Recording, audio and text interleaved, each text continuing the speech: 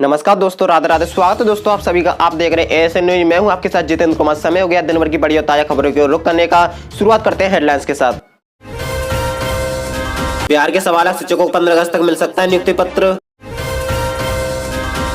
उत्तराखंड में अब तक 2300 से ज्यादा पुलिसकर्मी संक्रमित, 93% ने ली थी वैक्सीन की दोनों डोज। उत्तराखंड में 42 दिन में कोरोना सबसे कम मौत, 30 मौतों के साथ मिले 1003 पॉजिटिव। अनलॉक होते ही सड़कों पर लगी गाड़ियों की कतार, हर तरफ दिखा जाम, परेशान रहे ट्रैफिक पुलिस के जवान। झारखंड के जिला अस्पतालों में खुलेंगे post Covid care wing, health secretary ने डीसी को दिए निर्देश। परीक्षा रद्द होने से आरबीएसआई राजस्थान बोर्ड को करोड़ों रुपए का नुकसान।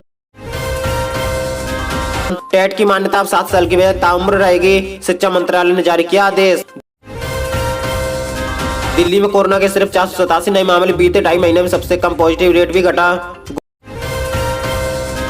गुरुद्वारा ने कोविड अस्पताल बनाने के लिए दान किया सोना और चांदी। पेट्रोल डीजल की महंगाई का हर रिकॉर्ड पार, 2021 में ईंधन के दाम बढ़े 43 बार। घरेलू बाजार में सोना चांदी के दाम जारी, जाने क्या है आज का भाव। यूपी बोर्ड के 10वीं और 12वीं के छात्रों का ऐसे बनेगा रिजल्ट।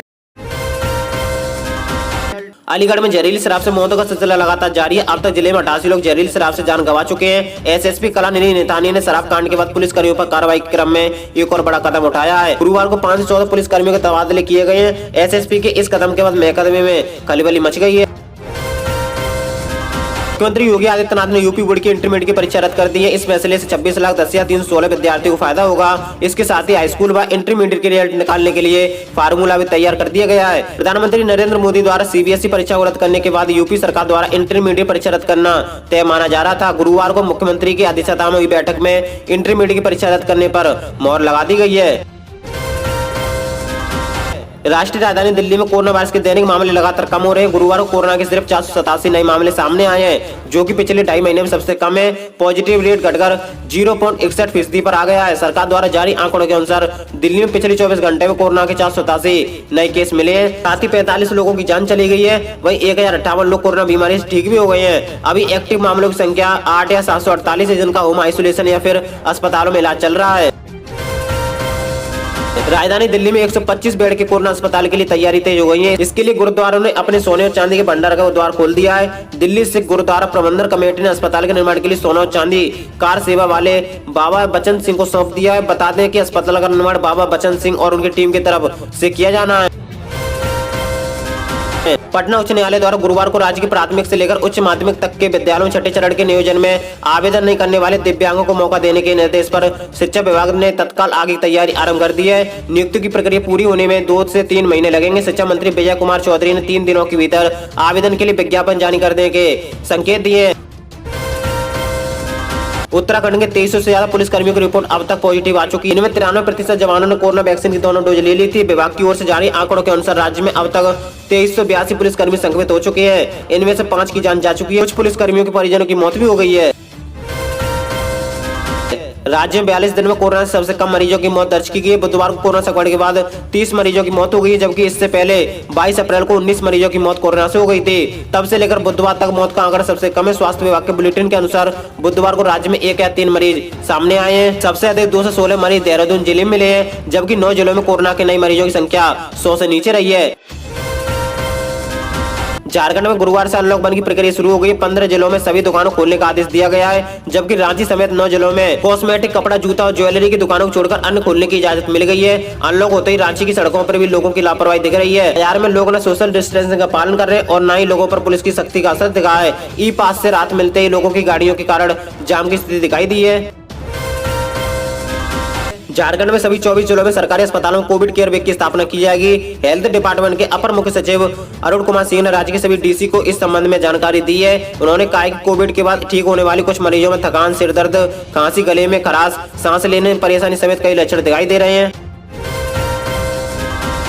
राजस्थान में अजमेर स्थित माध्यमिक शिक्षा बोर्ड RBSI की ओर से आयोजित होने वाली 2020-21 की परीक्षाओं की वैश्विक महामारी कोरोना के चलते रद्द होने से बोर्ड प्रबंधन को करोड़ों रुपए का नुकसान हुआ है। बोर्ड मुख्यालय सूत्रों के अनुसार बोर्ड की 10वीं एवं 12वीं परीक्षा के लिए प्रदेश में करीब 21,58,000 परीक्षार्थी परीक्षा में बैठने वाले थे और बोर्ड प्रबंधक परीक्षा की पूरी तैयारी कर चुका था। बोर्ड अध्यक्ष डॉक्टर DP जरौली ने करीब 1.5 माह पहले ही बोर्ड की सभी तैयारी का हवाला देते हुए परीक्षा समय पर आयोजित करने की बात कही थी।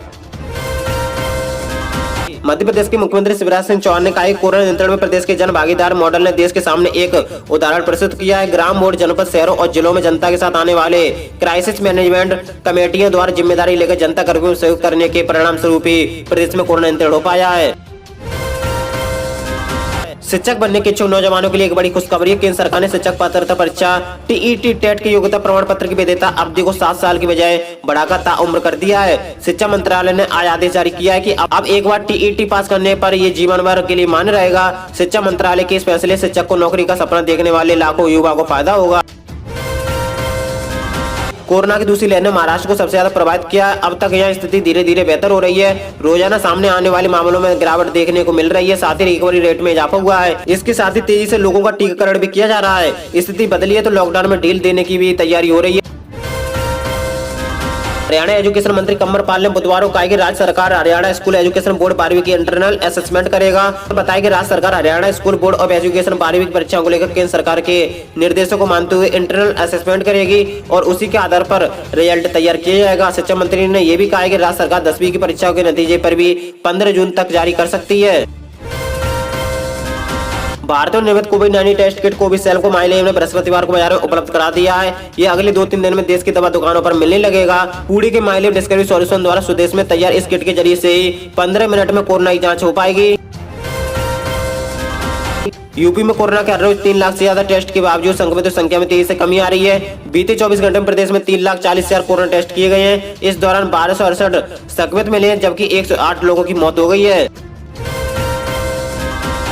केंद्रीय माध्यमिक शिक्षा बोर्ड CBSE के बाद कई राज्यों ने 12वीं की परीक्षा रद्द करने का निर्णय लिया। गुरुवार को यूपी और महाराष्ट्र ने भी 12वीं बोर्ड की परीक्षा रद्द करने का फैसला किया है। इससे पहले बुधवार को मध्य प्रदेश, हिमाचल प्रदेश, उत्तराखंड, गुजरात, राजस्थान और गोवा ने भी 12वीं बोर्ड परीक्षा को रद्द कर दिया है। गौरतलब यह है कि मंगलवार को प्रधानमंत्री मोदी जी की अध्यक्षता में उच्च स्तरीय बैठक में CBSE की 12वीं की परीक्षा रद्द करने का निर्णय लिया गया था। इसके एक दिन बाद गुरुवार को मध्य प्रदेश माध्यमिक शिक्षा मंडल मासिम की हायर सेकेंडरी की परीक्षा रद्द कर दी गई है।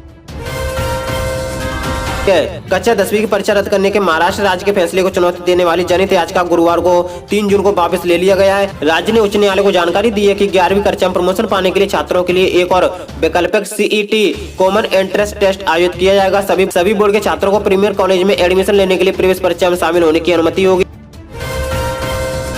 देश में पेट्रोल और डीजल की कीमतें रोज नया रिकॉर्ड बना रही हैं। जनवरी से लेकर अब तक इनकी कीमतों में 43 बार बढ़ोतरी किया चुकी है, जबकि मात्र 4 बार इनकी कीमतों में मामूली कटौती हुई है। शुक्रवार को घरेलू बाजार में सोने और चांदी की कीमतों में बदलाव देखा गया है। 4 जून की सुबह 24 कैरेट सोने की कीमत में 49,211 रुपए प्रति 10 ग्राम पर है। वही 999 शुद्धता वाली 1 किलो चांदी की कीमत 71,700 रुपए प्रति किलो है। यूपी बोर्ड की 12वीं की परीक्षा रद्द की जाने के बाद अब रिजल्ट तैयार करने का फार्मूला बता दिया गया है। इंटरमीडिएट की परीक्षा रद्द होने से यूपी बोर्ड के 26,10,316 छात्रों को राहत मिलेगी। परीक्षा रद्द करने का फैसला गुरुवार को मुख्यमंत्री योगी आदित्यनाथ की अध्यक्षता में हुई बैठक के बाद लिया गया है। डॉक्टर दिनेश शर्मा ने बताया कि माध्यमिक स्तर की सभी कक्षाओं के छात्रों को बिना परीक्षा के अगली क्लास में प्रमोट किया जाएगा। उन्होंने बताया कि हाईस्कूल और इंटरमीडिएट की सभी रेगुलर छात्रों को प्रमोट किया जाएगा। साथ ही इन्हें अंक सुधार के लिए एक विषय या अपने सभी विषयों की लिखित परीक्षा देने का भी मौका मिलेगा। और इसी के साथ दोस्तों आज दिन भर की 10 बड़ी खबर मुख्य समाचार टुडे ब्रेकिंग न्यूज की अपडेट वीडियो को फिनिश करते हैं। दोस्तों वीडियो को लाइक करें और रोज मुख्य समाचार देखने के लिए आप हमारे चैनल को सब्सक्राइब करके बेल आइकन और पर सेलेक्ट करें, जिससे हमारी सभी वीडियो आप तक सबसे पहले पहुंच सके। तो दोस्तों thank you, take care, goodbye, जय हिंद, जय भारत, नमस्कार दोस्तों, राधे राधे।